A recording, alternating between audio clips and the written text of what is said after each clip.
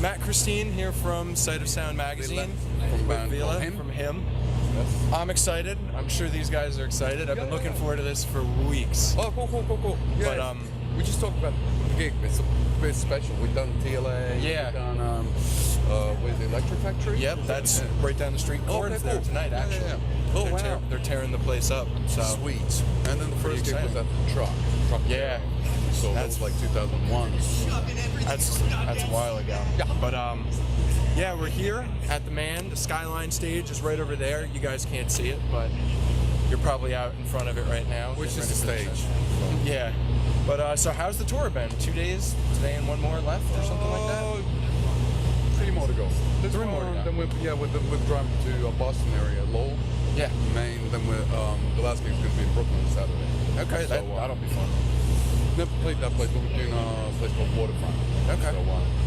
So a lot of new places on this tour. Yeah, and that a lot of seems to be amphitheaters, some like radio-sponsored outdoor gigs and some small sports arenas as well. Because usually when we've been headlining, this time around with co-headlining. Yeah, you are.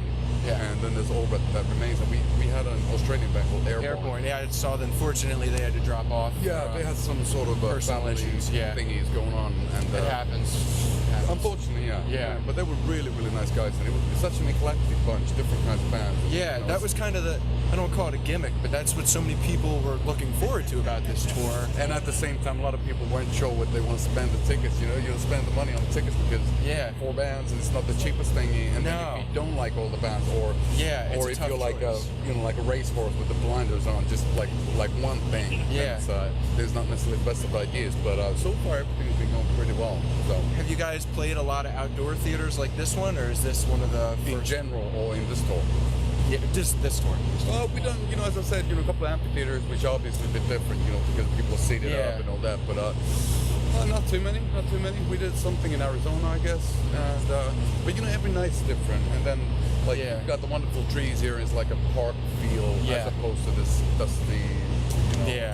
How was Aftershock? That the Aftershock was in that was one of the good ones. Yeah, that was exactly. They had a really cool setup. They had 2 stages, so all the bands were playing back to back. There was no breaks whatsoever. Kind of like Bamboozle, but just rock. I've never been to Bamboozle, so I don't think so at least. But anyway, it was just rock, and then the cool thing also was that there was no main stage, which is stage 1, stage 2, and so they were like identical. That's cool. So it was fun, but it was hot as hell. It was I think like close to 110.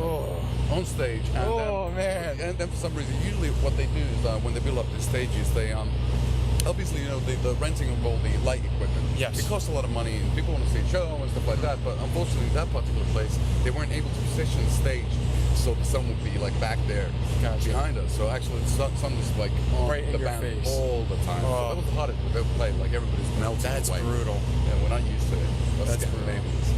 Now that festival, like I said, I don't want to say it took the place of Bamboozle, but I always liked the Bamboozle because you could see a band like one of the last ones, Motley Crue, Lil Wayne. Okay.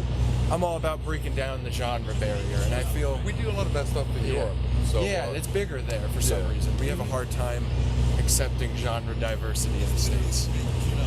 It'll get there bit by bit.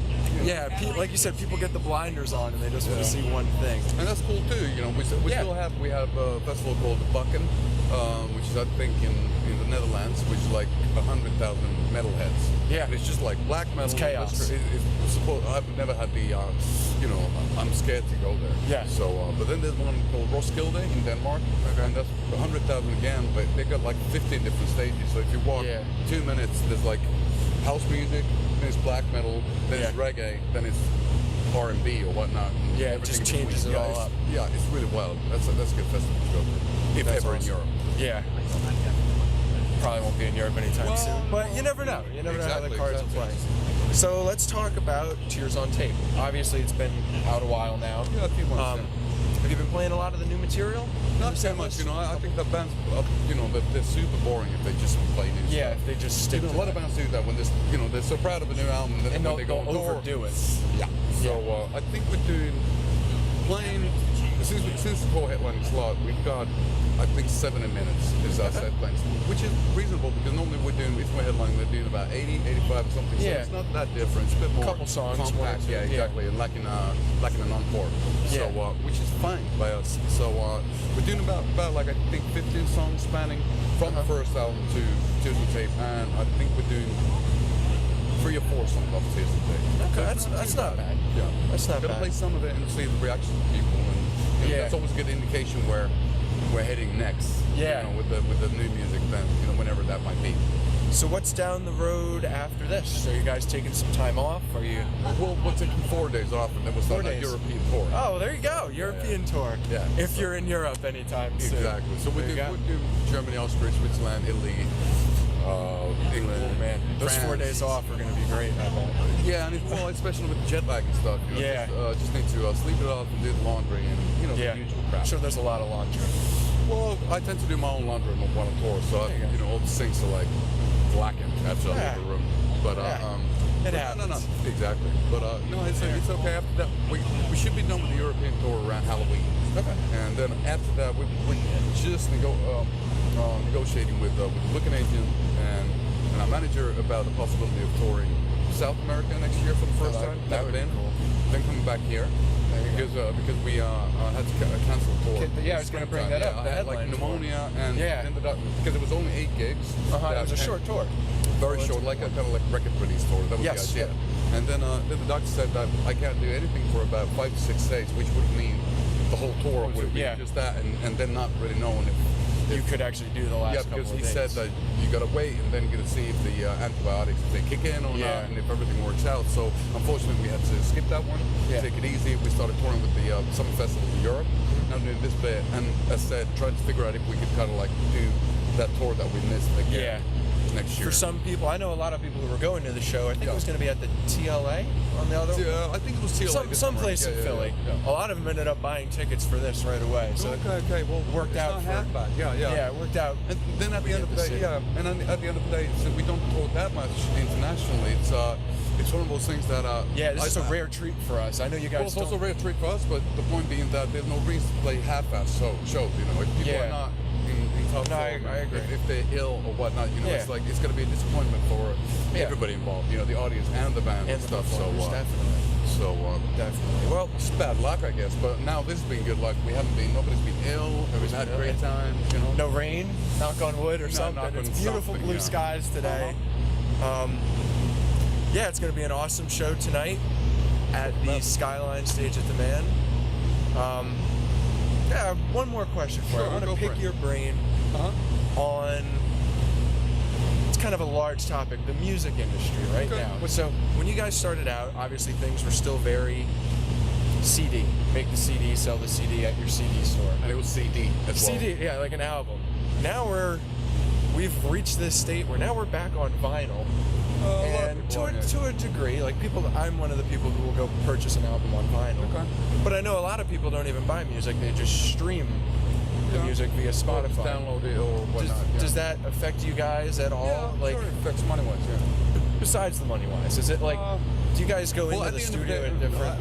No, I don't think so. I think that at the end of the day, the great thing about MP3s or the Apple lossless codecs or whatever you're using. I think the cool thing is that it's faster and easier to carry music with It you. is. Because we were just talking about it, when you tour with the band, it used to be these CD wallets. You carry around like 25 of your favorite CDs and then listen to that stuff on a boombox. Yeah. And so that's way faster, way quicker. The sound quality is fine. Yeah. So it's like it's okay, but it's interesting since our band is not only CD but CD times kind of we recorded our first album tape. Yeah. And then we've seen the move. Yeah, to, like, that's what I Pro mean. You Tools guys and- have been through the whole. yeah, and we were still transition. releasing stuff back in the day when records sold. Yeah. So we had like a lot of physical sales when we started out. Yeah. So it's kind of interesting. It's disheartening at times. In a way, yeah, I can because imagine. I love the way they could be spread, but then at the same time it could be nice to get paid because, for example, touring, Yeah. renting buses and stuff, it's not cheap. It's not cheap. And then you don't know about the ticket sales. A lot of times, especially in America, there's because of the lack of sales, a lot of bands are on tour all the time, which means that it's like overflowing. You know, there's so many things to go to. Just like tonight, there's Korn. I mean, I'm sure some people wanted to come to this. Obviously happens. Yeah. And then that also makes this variety of choices so vast that you easily just put your hands up in the air and say that I'm going to stay back home. Yeah. You know, because you can't decide. You can't decide. So there's so many things going on, and that sucks for all the bands involved. So it's a complicated thing, and you know, obviously it's devastating for record companies. But also you gotta, at the end of the day, you gotta remember that even vinyl as a format is not that old. No, it's not. It's all happened and so the whole rock and roll is not that old. So so you gotta just like not fight against it, go with it, and try to figure out how you can use it and stuff. You know, I think that's just a challenge. That's the only way to how you can see it. You know, the music industry explained in 2 minutes, 3 minutes. Kind of. A little tiny bit. Just a little tiny fraction. Yeah. From With the that, satanic perspective. There you go. With that, I think all that remains is getting ready to hit the stage. They know the plastic guitars on. Yeah, they're doing their sound check. Yeah. Check out their new album, Tears on Tape. Stream it, buy it, physical copy, iTunes, vinyl. Donate, do whatever it takes. Please. These guys rock. Check them out. Thank you. Thank you, sir. Thank you. Let me see. Oh.